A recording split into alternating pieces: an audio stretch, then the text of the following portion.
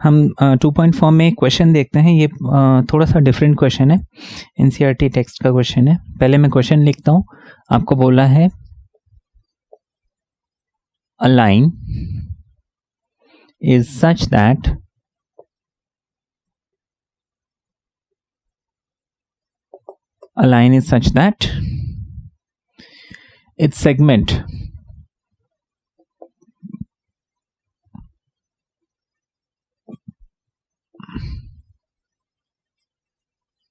its segment between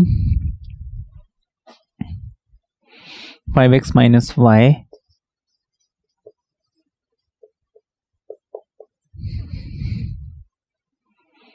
and 3x plus 4y.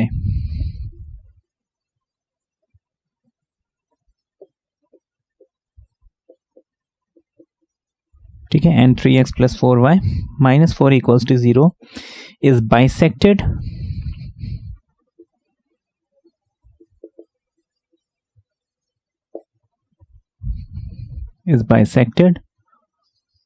at the point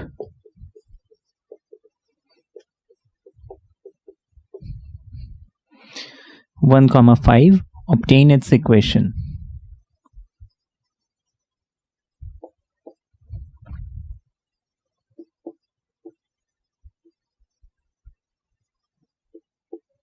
Obtain its equation. अब देखिए ये question हमें दिया हुआ है। सबसे पहले मैं इस क्वेश्चन को समझूंगा। आपको बोला है कि line is such that it's segment between this line and this line is bisected. अब देखिए इसका मतलब क्या है। सपोज ये एक लाइन है, इसकी कुछ इक्वेशन है, ये एक लाइन है, इसकी भी कुछ इक्वेशन है। ठीक है, अब suppose this is first line with some ये इक्वेशन और ये एक दूसरी लाइन है विद दिस इक्वेशन सपोज। अब देखिए इन दो लाइंस के बीच में मैं एक तीसरा लाइन अगर बनाता हूं तो वो ऐसे निकल सकता है, वो ऐसे निकल सकता है ना, ऐसे भी निकल सकता है, कैसे भी निकल सकता है। तो there are infinite number of lines जो इन दो लाइन के बीच से निकल सकते हैं। तो ऑब्वियस ही बात है कि इन दो लाइंस के बीच में जो तीसरा लाइन जो इन दोनों लाइंस के थ्रू पास हो रहा है, suppose I take this the very first line.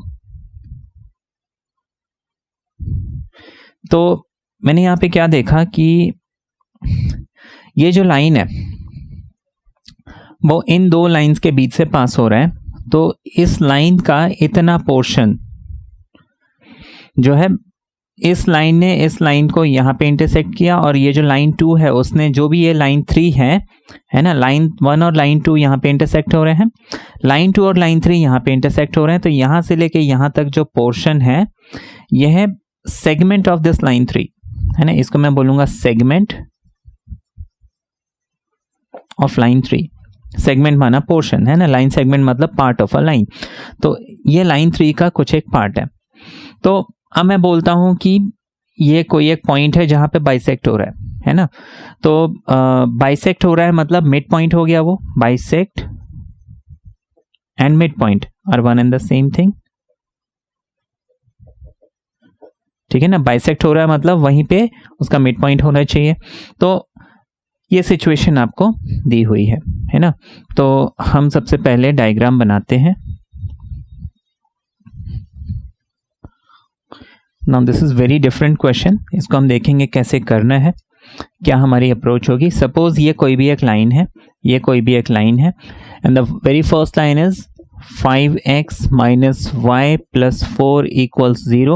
The very second line is 3x plus 4y. इसको मैं यहाँ पे लिख लेता हूँ, minus 4 equals to 0. अब सपोज ये कोई भी एक लाइन है जो इसको ऐसे कट करके निकल रहा है। ठीक है, अब आपको बोला है कि एक तीसरा लाइन है जो इन दोनों लाइंस को ऐसे कट करके निकल रहा है। Now this is the line segment. आपको बोला इस लाइन से ये लाइन सेगमेंट कहाँ पे बाइसेक्ट होता है, 1,5 पे। ठीक है ना, that means this 1,5 is what, mid point. ये 1,5 क्या हो गया, मिड पॉइंट। अब यहाँ पे देखिए आपको करना क्या है, ये वाली लाइन जिसका मिड पॉइंट मुझे दिया हुआ है 1,5, मुझे इस लाइन का इक्वेशन निकालना है। अब देखिए इस लाइन का इक्वेशन निकालने के लिए मुझे इतना मालूम है कि ये 1,5 से पास होता है। दूसरा मुझे मालूम है कि ये लाइन इस 5x minus y plus 4 equals to 0 को किसी एक पॉइंट पे इंटरसेक्ट करता है, कहाँ पे मुझे नहीं मालूम। ये लाइन जो है ये 3x plus 4y minus 4 equals to 0 इसको भी कहीं ना कहीं से इंटरसेक्ट करके निकलता है, लेकिन कहाँ पे वो भी मुझे नहीं मालूम। अब देखिए इस क्वेश्चन को हम कैसे करेंगे। नाउ अच्छा, यहाँ पे 5x minus y plus 4 and 3x plus 4y minus 4, ये जो दो लाइंस हैं ये इंटरसेक्ट कर रहे हैं, ये हमें कैसे पता चला? ये भी तो हो सकता है ये पैरेलल हो, ये भी क्वेश्चन है। अच्छा देखिए, उसके लिए 10th में हमने पढ़ा होगा a1x plus b1y plus c1 equals to 0, a2x b2y c2 equals to 0, है ना। द लाइन्स आर कोइंसिडेंट, है ना।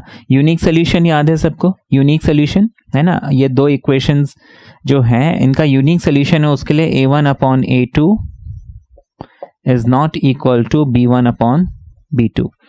This was the condition for unique solution. फिर इनफाइनाइट मेनी सोल्यूशन और नो सोल्यूशन। अब देखिए इनफाइनाइट मेनी सोल्यूशन मतलब lines are parallel coinciding, है ना। और अगर नो सोल्यूशन मतलब again the line is parallel, क्योंकि देखो दोनों को हम इंटरप्रेट क्या करेंगे, अगर पैरेलल हैं तो भी पैरेलल हैं, और अगर ओवरलैप एक के ऊपर एक आ रहे हैं तो भी हम उनको पैरेलल में ही काउंट करते हैं। तो उनके लिए कंडीशन क्या थी, a1 bye a2 b1 bye b2। अगर equal to c1 by c2 मिलता है तो हम बोलेंगे infinite many solution, not equal to c1 by c2 मिलता है मतलब नो सोल्यूशन, है ना। तो बेसिकली अगर मुझे इतनी कंडीशन मिल जाए, दोनों में कॉमन क्या है, the third part I don't need. अगर a1 upon e2 b1 upon b2 equal मिलता है मतलब द लाइन्स आर पैरेलल और कोइंसाइडिंग। तो यहाँ पे वो कंडीशन तो हो ही नहीं रही है ना, 5/3 एंड 1/4 इक्वल कभी हो ही नहीं सकते, तो obviously the lines are intersecting, ठीक है ना। तो ऐसे आप आइडेंटिफाई कर सकते हो फटाफट कि दो लाइन जो है इंटरसेक्ट कर रहे हैं या पैरेलल है। तो हमने वो तो आइडेंटिफाई कर लिया। अब इसके बाद मुझे क्या करना है, सपोज ये जो लाइन जिसकी मुझे इक्वेशन निकालनी है वो इस लाइन को x1, y1 पे इंटरसेक्ट करता है। सपोज वही लाइन जिसकी मुझे इक्वेशन निकालनी है वो इस 3x प्लस 4y माइनस 4 इस लाइन को x2 और y2 पे इंटरसेक्ट करता है ना। हम यहाँ पे स्टेटमेंट लिख सकते हैं, let the line intersect 5x माइनस y प्लस 4 इक्वल्स टू 0, ठीक है, at x1 and y1 and intersect the other line and that is 3x plus 4y minus 4 at x2 and y2 respectively, ठीक है ना। Let the line intersect this and this at x1 y1 and x2 y2 respectively,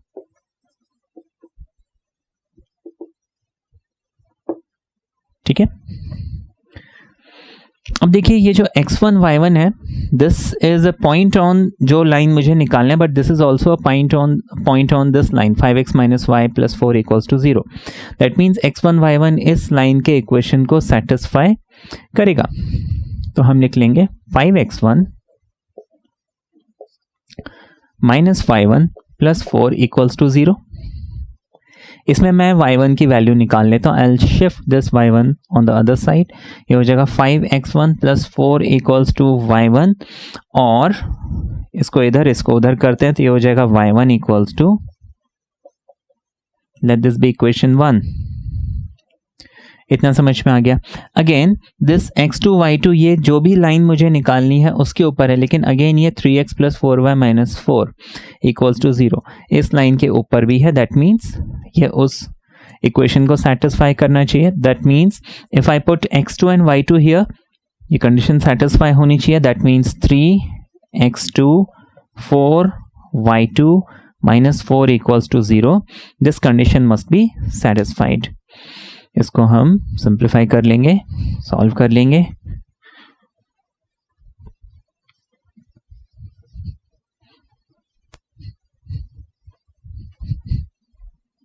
now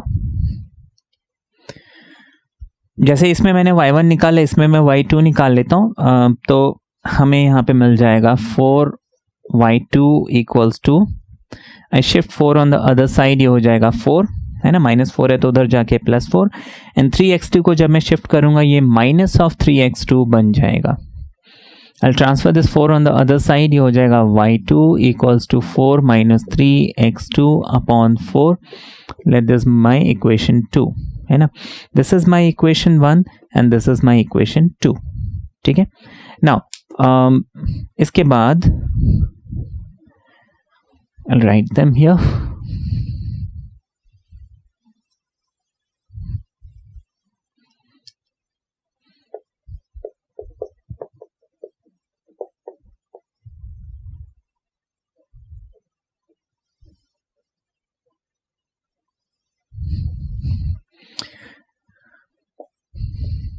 ये हमने 2 equations लिख लिए.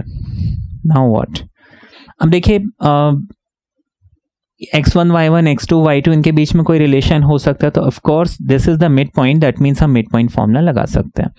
मुझे मालूम है मिड पॉइंट फॉर्मूला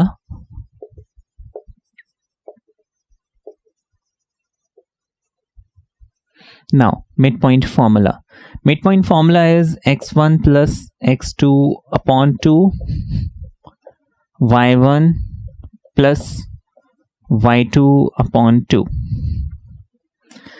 ये फॉर्मूला है, लेकिन मुझे मिड पॉइंट ऑलरेडी 1 and 5 दिया हुआ है. That means x1 plus x2 upon 2 must be equal to 1 and y1 plus y2 upon 2 must be equal to 5. ये हो गया, है ना. तो अब देखिए मैंने x1 plus x2 upon 2 को जब 1 लिखा तो मैं इस 2 को उधर ट्रांसफर कर सकता हूं, तो 2 1s are 2, तो x1 plus x2 upon 2 मुझे कितना मिल गया, 2 मिल गया. तो I'll write it down. I have x1 plus x2 equals to 2. Let this be my equation number 3. Now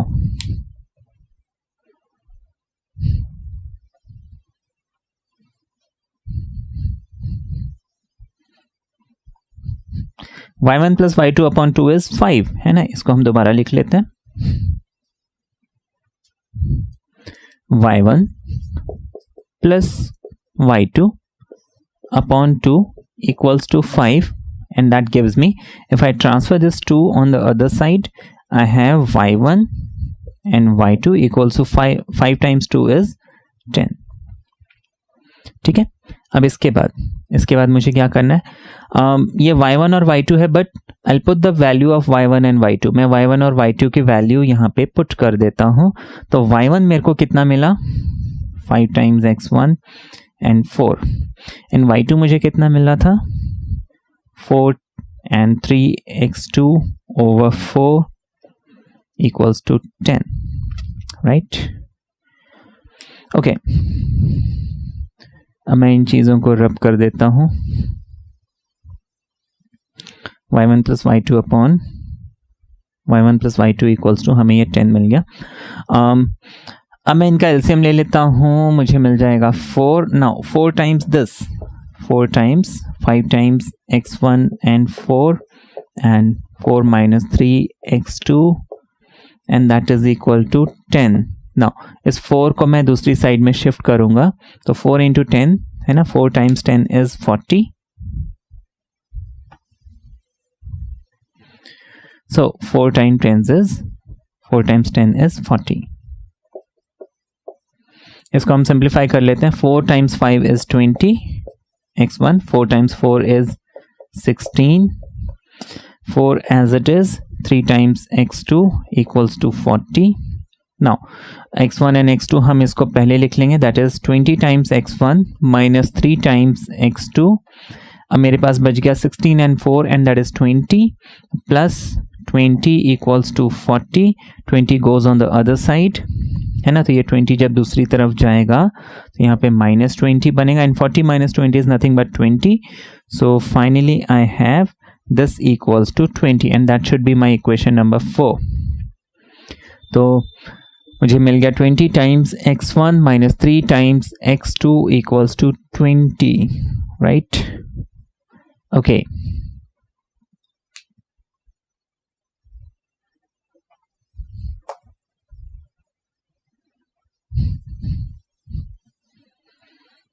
इसको रब कर देते हैं।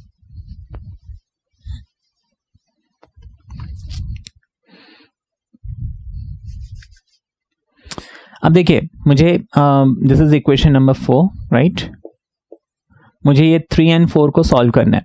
तो देखिए यहाँ पे 20 times x1 and 3 times x2, x1 and x2, मैं x2 को सेम कर देता हूँ। यहाँ 3 है तो मैं इस इक्वेशन को 3 से मल्टीप्लाई करूंगा। So I have 3 times x1 3x1, 3 times x2 is 3x2 and 3 times 2 is 6। इसको हम एज इट इज लिखेंगे।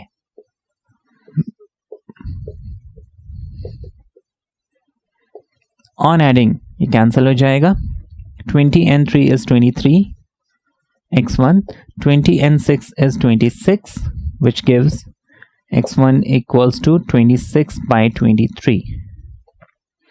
ये मुझे मिल गया। x1 is nothing but 26 by 23। Now I'll put this value in equation number 1, है ना। Putting this value in equation number 1, sorry the third equation, है ना। थर्ड इक्वेशन हमारे पास हो जाएगा x1 plus x2 is 2। Now instead of x1 मैं यहाँ पे लिख लूँगा 26 बाई 23। इसको हम दूसरी तरफ शिफ्ट करते हैं, ठीक है। अब हम इसको थोड़ा सा रब कर लेते हैं because I don't need it. तो मेरे पास x2 बन जाएगा 2 माइनस 26 बाई 23, है ना। इसको जब उस तरफ ले आएंगे तो इसके आगे माइनस साइन आ जाएगा ना। 23 times 2 is 46, 23 into 2 is 46 minus 26 upon 23, 46 minus 26 is 20 upon 23। ये हमें मिल गया राइट। तो हम अब क्या करेंगे, इनको रब कर देते हैं।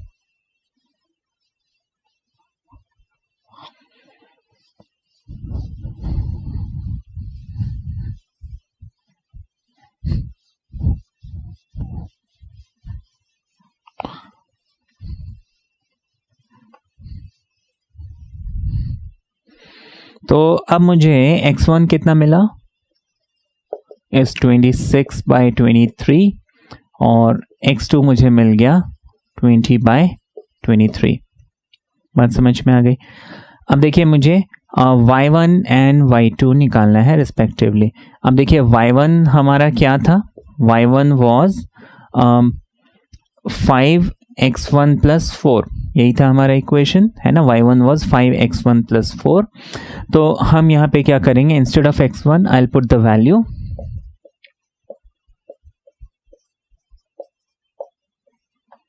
ठीक है। ये हमें मिल जाएगा। तो मुझे क्या करना पड़ेगा, एलसीएम लेना पड़ेगा। एलसीएम लेके मुझे इसे फिर ऐड करना पड़ेगा। तो ये सॉल्व करके हम, है ना, इसका आंसर लिख लेंगे। हमारा हो जाएगा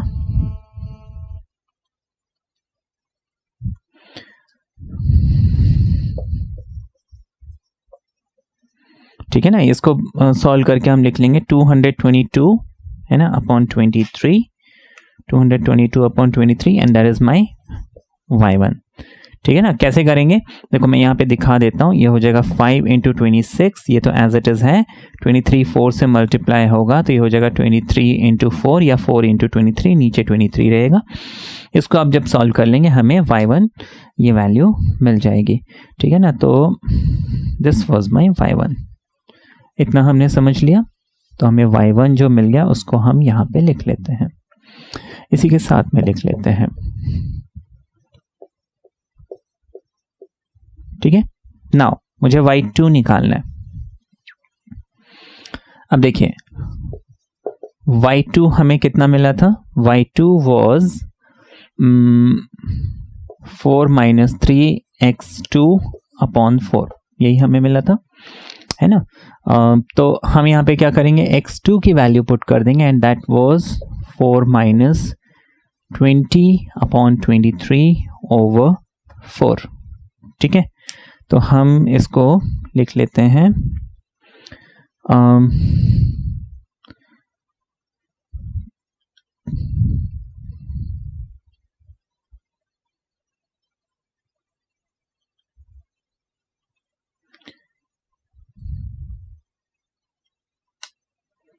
सो 8 ये हमें मिल जाएगा 8/23।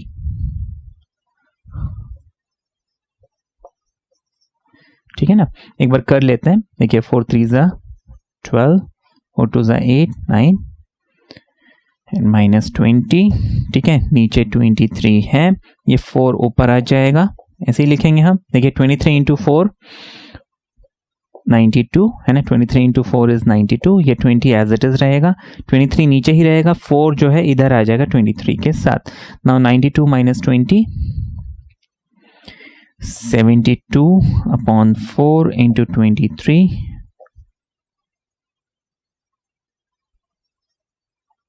ठीक है, तो 18/23 18/23।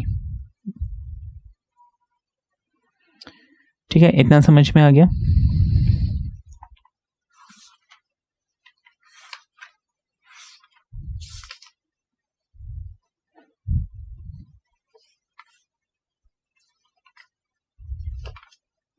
एटीन अपॉन 23 हमें मिल गया। नाउ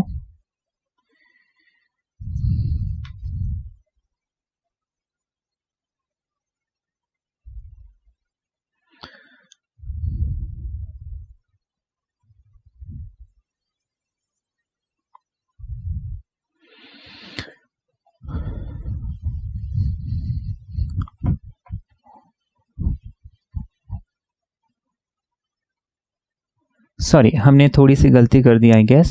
y2 इज व्हाट, कहीं पे गलती कर रहे हैं ना हम। y2 is 4 - 3x2/4। इसको हम लिख लेंगे 4 - 3 टाइम्स, सॉरी ये 3 टाइम्स हमने नहीं किया था, वेरी सॉरी।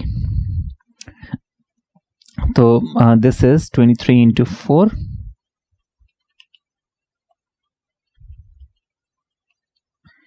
and 20 into 3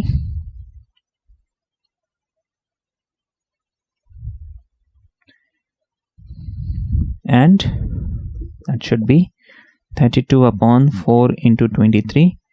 4 8 जाती है, हमें 8/23 मिलना चाहिए था। सो सॉरी, मैं ये 3 मल्टीप्लाई करना भूल गया था, तो ये 8/23 आ गया। ठीक है, ये हमने समझ लिया। तो y2 मुझे मिल जाएगा 8/23। ठीक है, बात समझ में आ गई। ओके, नाउ मुझे x1 y1 और x2 y2 मुझे मिल गया है। अब देखिए x1 y1 was this and x2 y2 was this, मुझे इस लाइन की इक्वेशन निकालनी है। अब देखिए यहाँ पे हमने x1 y1 x2 y2 दोनों निकाला, हालांकि we don't need both the values, है ना, हमें x2 y2 भी निकालने की ज़रूरत नहीं है। ये तो मैंने वैसे निकाल लिया, बट सी हमें x1 y1 मिल गया, तो दूसरी पॉइंट मेरे पास ऑलरेडी है 1 and 5, तो हम 2 पॉइंट फॉर्म लगा सकते हैं। ठीक है ना, सो ये जस्ट हमने कर लिया, but it is not required now by 2 point form. ठीक है, बाय 2 पॉइंट फॉर्म हमारे पास है y - y1, y2 - y1, x2 - x1, x - x1।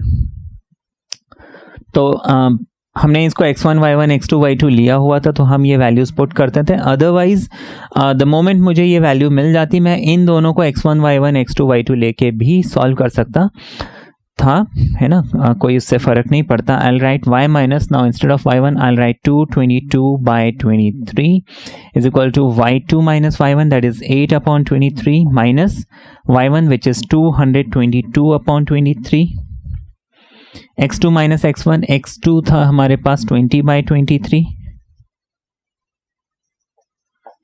x1 was 26/23 and x minus x1 is again 26/23। ठीक है, ये देखने में बहुत लंबा चौड़ा लग रहा है, बट ये कैलकुलेशन सिंपल है। द रीजन इज सबका जो डिनोमिनेटर एलसीएम है वो इजीली आ जाएगा 23 है ना, तो ये इजी है सॉल्व करना।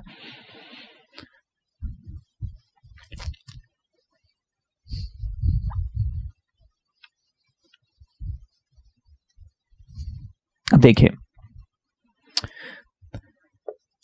y minus 222 by 23 is equal to, देखिए इसका एलसीएम 23 आ गया तो हम इसको लिख सकते हैं 8 माइनस 222 अपॉन 23, नीचे हो जाएगा 20 minus 26 upon 23, x minus 26 upon 23, 23 and 23 gets cancel क्योंकि दोनों डिनोमिनेटर में है, तो हम इसको फर्दर लिख सकते हैं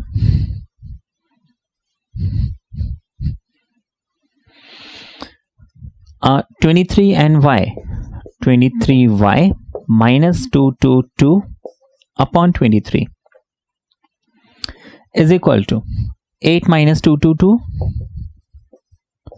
नीचे आ जाएगा 20 minus 26,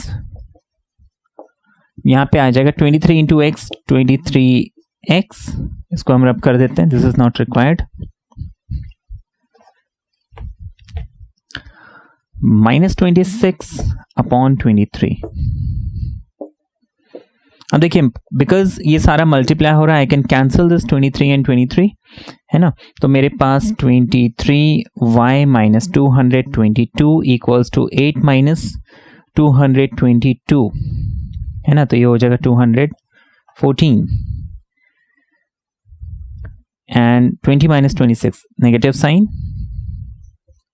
20 minus 26 negative sign with a 6, 23x minus 26, minus and minus gets cancelled, 2 3s are and 2 1s are, 2 zeros are, 2 7s are, 107 upon 3, ठीक है।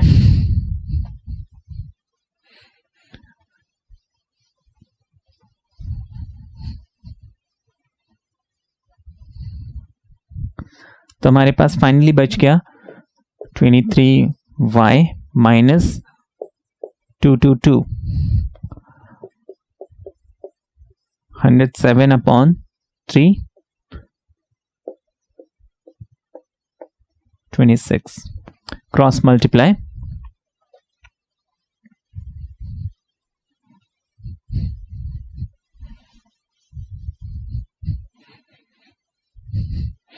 तो इसमें एक चीज ध्यान रखना है ना, एग्जाम में अगर ये क्वेश्चन आता है तो I will not waste my time in calculating x2 and y2, है ना। एग्जाम में हमने x1 y1 निकाला, मेरे पास 1.1,5 है ही, तो मैं इन दोनों को लेके 2 पॉइंट फॉर्म लगा के इक्वेशन निकालूंगा रादर देन मैं दूसरा पॉइंट निकालने में अपना टाइम खराब करूं, है ना, क्योंकि हमें दूसरा पॉइंट पूछा नहीं है, आपको नहीं बोला है कि also find the points of intersection, so the second point is not required. अगर बोला होता तो हम सेकंड पॉइंट भी निकाल लेते, that is x2 and y2।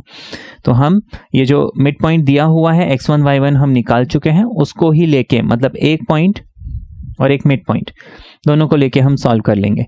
अब इसको हम सिंप्लीफाई करेंगे, 3 कम्स हियर,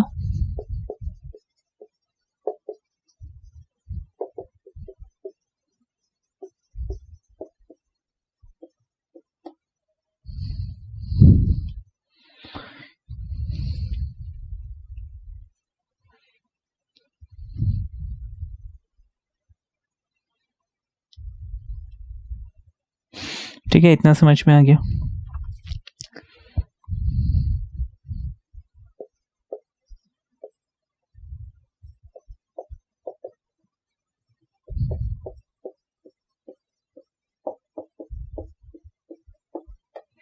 सबको हम एक तरफ ले आते हैं, ये हो जाएगा 107 इंटू 23, ये डॉट नहीं है मल्टीप्लाई है ना, 23x minus 69y minus 107 into 26 और ये 666 यहाँ पे ऐड हो जाएगा, ठीक है, इक्वल्स टू 0। तो ये हमें मिल जाएगा, इसमें अब हमें सिर्फ देखना है कुछ कॉमन आ रहा है, 23 है ना, 23 इंटू 3 है ना। अच्छा पहले तो मुझे इसको सॉल्व करना है, 107 इंटू 26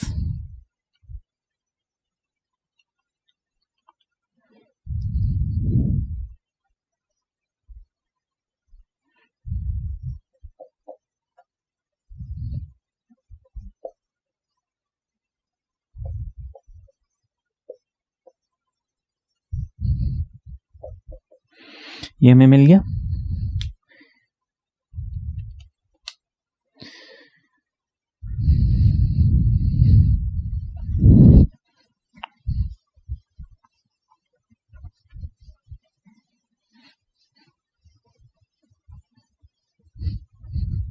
अब देखिए हम क्या करेंगे, इसको मैं सॉल्व नहीं करूंगा बिकॉज 23 अभी सब में कॉमन आएगा। आई टेक 23 कॉमन, यहाँ पे बच गया 107x, है ना, यहाँ पे x था, मैं मिस कर दिया था। अच्छा 23 इंटू 3 है ना, 3 इज y, तो ये हो जाएगा -3y, एंड 23 इंटू 92 इज 2116, ये आ गया। अब इस 23 को हम निकाल देते हैं, देयरफॉर हमारा इक्वेशन हो जाएगा 107x - 3y - 92 equals to 0, and that is my final answer. ठीक है ना, यही आंसर हमें एनसीईआरटी टेक्स्ट में दिया हुआ है ना, तो ये हमारा आंसर है। ठीक है,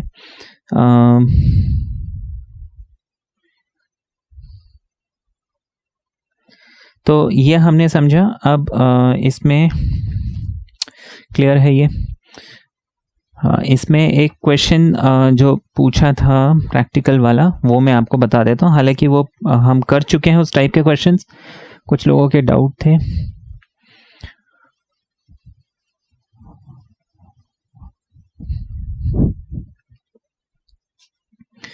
कुछ लोगों के डाउट थे, तो ये क्वेश्चन हम कर लेते हैं।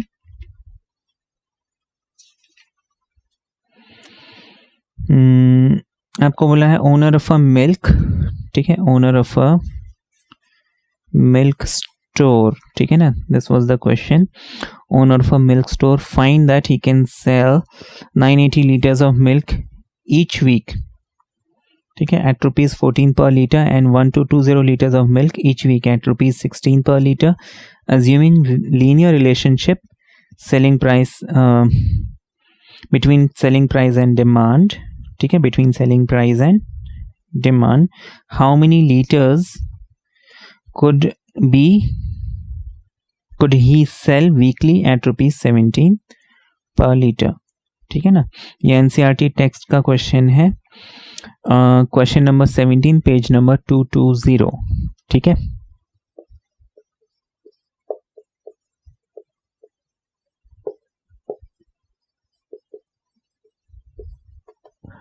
यह हमें क्वेश्चन दिया हुआ है, आपको बोला है ना, the owner of a milk store, ठीक है, owner of a milk store finds that he can sell 980 liters of milk each week at ₹14 per liter, ठीक है। अब देखिए हम इसका ग्राफ बनाते हैं। आपको बोला है 980 litres of milk eight 14 litres, है ना, ₹14 पर लीटर, ये आपको क्वेश्चन दिया हुआ है। 980 एट ₹14 पर लीटर एंड 1220 एट 16 पर litre, at 16 per liter. Assuming linear relationship between selling price and demand, how many liters could he sell weekly at 17 per liter, है ना।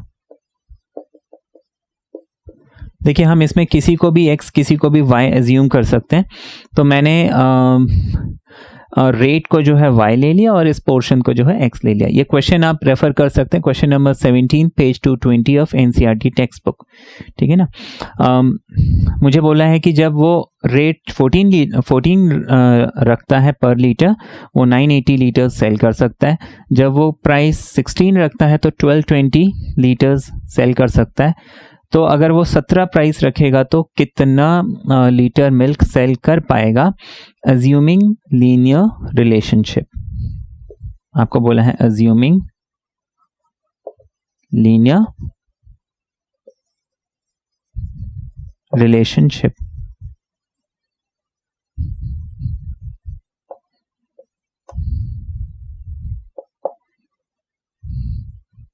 अब देखिए ये लीनियर रिलेशनशिप का मतलब है कि ये जो दो पॉइंट्स है ना, इसका जो डिमांड प्राइस और डिमांड वाला जो ग्राफ है वो आपका एकदम एक स्ट्रेट लाइन बनेगा, ठीक है ना।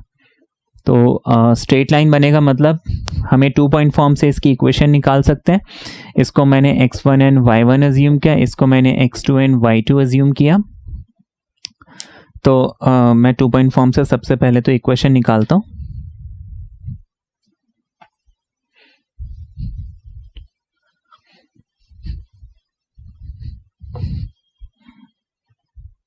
अब देखिए 2 पॉइंट फॉर्म कहता है y minus y one equals to y two minus y one, x2 minus x1, x minus x1। अब देखिए y माइनस, मैंने x1 y1 इसको लिया, x2 y2 इसको लिया, तो मैं y1 की वैल्यू यहाँ पे पुट करता हूँ is equal to y2 minus y1 and that is 16 minus 14, x2 minus x1, x minus x1। ठीक है, इतना मुझे मिल गया। तो 16 माइनस 14 इज 2, ठीक है, 12, 20 एंड 9, 80, ये हमारा हो जाएगा 240।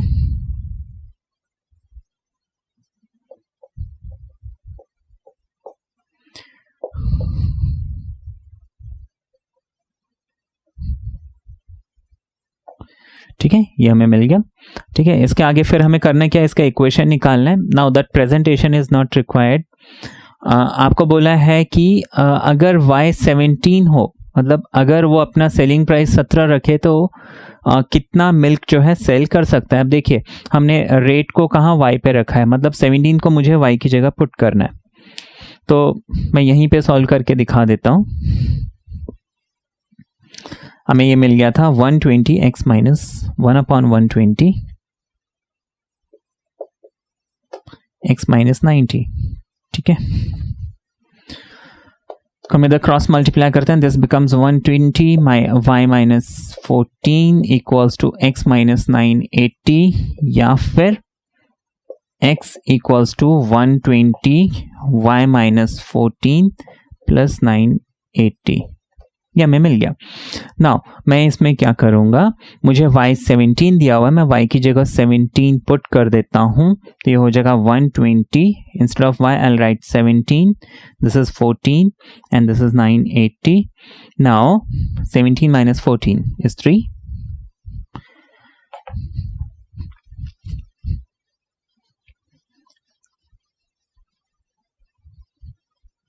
ठीक है ना, ये वही फॉर्म है, इजी है ये, 2 पॉइंट फॉर्म बस आपको लगाना है। तो that becomes 120 into, now 17 minus 14 is 3, 12 3 is 36, तो ये हमें मिल जाएगा